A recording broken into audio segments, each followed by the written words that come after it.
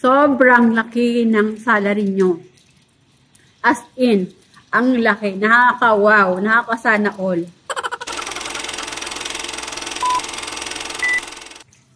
Hello mga ka-dreamers! Welcome back to my vlog. Hello everyone! For today's video, i-share ko lang sa inyo yung top 10 high demands job dito sa Canada. At the same time, ay malaki din po yung nakukuha nilang sahod per year.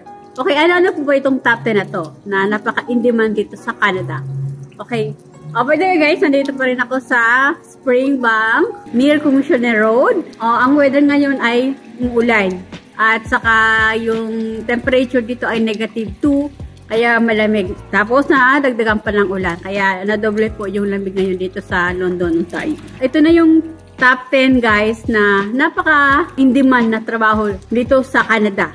Okay, number 1, software developer or engineer who create, build, manage software systems and applications for a range of platform. Salary between 70,000 Canadian dollars to 110,000 annually. O yung 70,000 Canadian dollars ay pumapatak siya ng 2,870,000 pesos to 4,510,000 pesos. So napakaano guys, no? Napakalaki ng sahod. Biruin mo, sa isang taon kikita ka na ng milyon-milyon. And number 2, healthcare.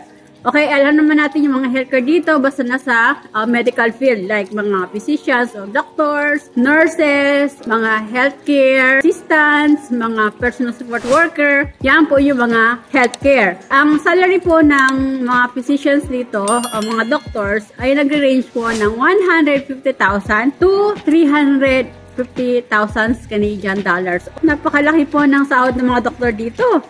Yearly lang, milyon-milyon na. Tapos sa mga nurses naman na ang salary nila between 60,000 Canadian dollars to 100,000 annually. Yan po ang range ng salary dito sa Canada ng mga nurses. Milyon-milyon na makukuha nila ng salary. So talagang napakaganda po kapag talaga nasa medical field yung experience nyo o yun talaga yung work nyo nasa medical field. Number 3, data scientist or analyst. Nag-range yung salary nila ng 80,000 Canadian dollars to 120,000 Canadian dollars annually. Number 4, yung skilled trades. Ano naman yung mga skilled trades? Sila yung mga carpenters, welders, cook, HVAC, mga HVAC technicians, machine lifters, machine operator. Nag-range yung salary nila ay 70,000 Canadian dollars to 120,000 Canadian dollars. Lalaki ng mga sahod talaga ng mga skill dito, guys. For one, ano lang yan eh. Paano kung may mga extra jobs pa, di ba? May mga part-time pa. Number 5 sa top 10 na high demand jobs dito sa Canada ay cybersecurity experts. They are protecting an organization's data and assets from cyber threat. Nag-range yung salary nila 80,000 Canadian dollars to 130,000 Canadian dollars annually. Or convert natin sa pesos, 3,280,000 pesos to 5,330,000 pesos. Grabe, no? Sana all ganito yung salary, ano guys? Number 6.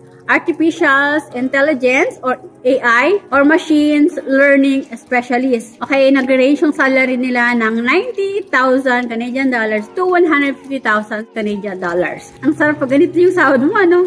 Big time pag ganito yung sahod. Number 7, Digital Marketing Strategist. Okay, nag-range yung salary nila ng 60,000 Canadian dollars to 100,000 Canadian dollars. Number 8, ito naman yung mga cloud computing specialist. Nag-range yung salary nila ng 80,000 Canadian dollars to 120,000 Canadian dollars annually. Top 9, scientists for pharmaceutical and biotechnology research, advancing life sciences and healthcare between 70,000 Canadian dollars to 130,000 Canadian dollars. Number 10, manager and supply chain, in charge of organizing, coordinating, and optimizing supply chain, distributions, inventory, procurement. Sila yung manager of supply chain. Salary between 70,000 Canadian dollars to 120,000 Canadian dollars. Yan guys, yung top 10 high demands jobs dito sa Canada. So kung kayo po ay may mga skills, may mga experience sa mga nabanggit ko na mga top 10 high demands job dito sa Canada, ay napaka-swerte nyo guys kasi sobrang laki ng salary nyo. So, compare sa amin, sa akin, nag-range lang po yearly yung sahod ko, nasa 25,000 Canadian dollars. 1 million something po. Kapag na-change na po yung job title ko, as caregiver, ang range ng salary ko po annually ay magiging 1,200,000 pesos. So, malaking pera na rin, million guys, di ba? Duloy mo sa isang taon, kita ka na ng 1 million. So guys, ayun lang, na-share ko lang sa inyo yung top 10 high demands and high paying jobs dito sa Canada. So, ano pang hinintay nyo guys? Apply na kayo, lalo na po kung kayo po ay may mga experience, ito yung mga skill nyo. Pero yung iba guys, kapag ganito nakalaki po yung sweldo na, hindi na po sila ng part-time. Malaki din po yung babayaran yung tax. Tulad dun sa isang friend ko na malaki na rin po yung sinasahod nyo monthly. So, hindi na po siya nag-extra job. Nag-OT na lang dun sa company niya. Hindi na po siya nagpa-part-time. Kasi nga, malaki yung sweldo, malaki din po yung tax. Pero, malaki din po yung balik kapag nag-file na po kayo ng income tax nyo. Malaki din po yung tulong, lalo na po sa may mga anak po dito sa Canada. So, yun lang guys. So, guys, if you find my video helpful, please subscribe naman po and do like and share na rin po kung nagustuhan niyo po yung mga video ko at nakakatulong po sa inyo. Please pakiclick naman po yung notification para ma-notify po kayo sa mga bago kong video. So, good luck po! Thank you for watching! Bye! God bless us all!